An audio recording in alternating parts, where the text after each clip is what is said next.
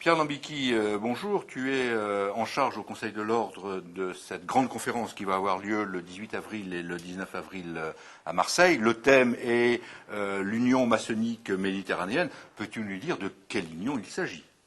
Très volontiers. Nous allons donc être aux 7e rencontre de l'Union maçonnique méditerranéenne.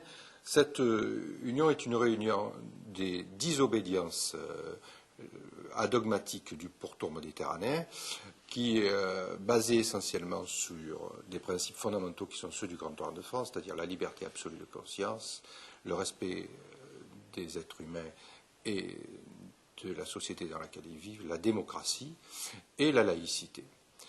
Chaque année, ces 10 obédiences se réunissent pour discuter, présenter des rapports, échanger sur un problème qui intéresse manifestement le bassin méditerranéen comme centre des relations entre le Nord et le Sud, quel que soit le processus politique qu'on accepte.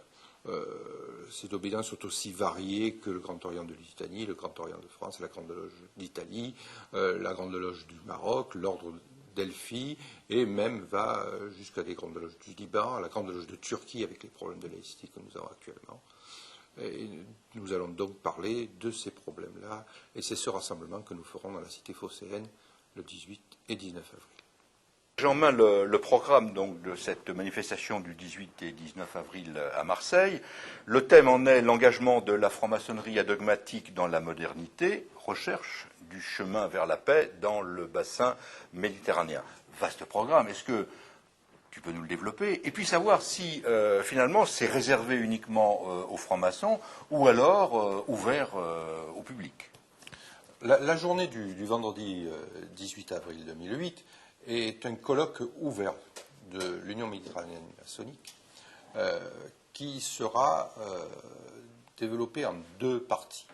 Le matin, une étude du processus politique qui va régir les relations entre le Nord et le Sud, dont le bassin méditerranéen est quand même le centre, avec des intervenants politiques qui développeront à la fois les échecs du processus de Barcelone et le développement de l'Union méditerranéenne maçonnique, et une dernière conférence par M. Antoine Sfer, qui fera un rapide panorama de ce qui est possible dans la Méditerranée, et tant au point de vue politique qu'au point de vue économique. L'après-midi aura lieu les interventions des différentes obédiences membres de l'Union maçonnique méditerranéenne, avec comme thème justement l'engagement de la franc-maçonnerie adogmatique dans la modernité et une recherche d'un chemin vers la paix dans le bassin méditerranéen qui corrobore tout à fait à notre idéal maçonnique, c'est-à-dire un travail à la fois spirituel, mais surtout qui va développer vers une amélioration de ce qu'on appelle, nous, en tant que maçons, le temple extérieur.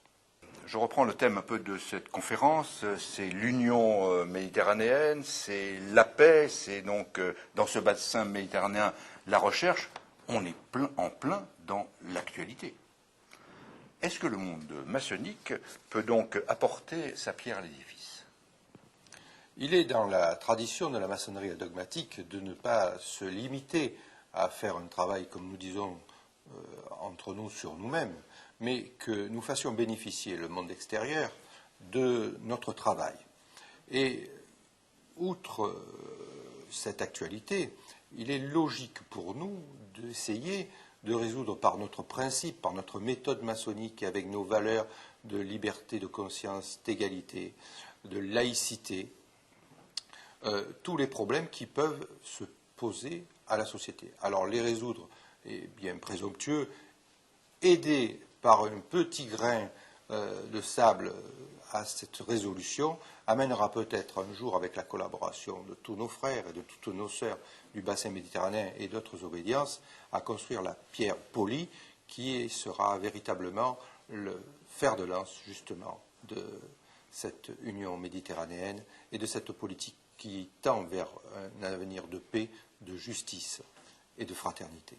Bien, merci mon très cher frère Pierre pour ces paroles encourageantes et pleines d'avenir pour la maçonnerie et pour la République française.